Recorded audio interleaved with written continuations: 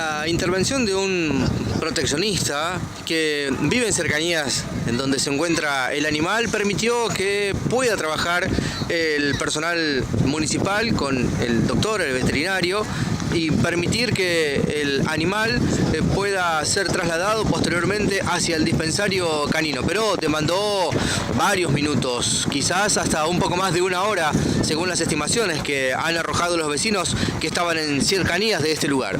Sí, yo lo conozco a él. Lo conozco a él como conozco a tantos que con mi mujer ayudamos todos los días. Gracias a la irresponsabilidad de todos los vecinos. Sí, veíamos que hay muchos perros. Exactamente. Están sueltos, digamos. Exactamente, pero conozco a cada uno de los dueños de cada perro que esté suelto, los conozco a todos.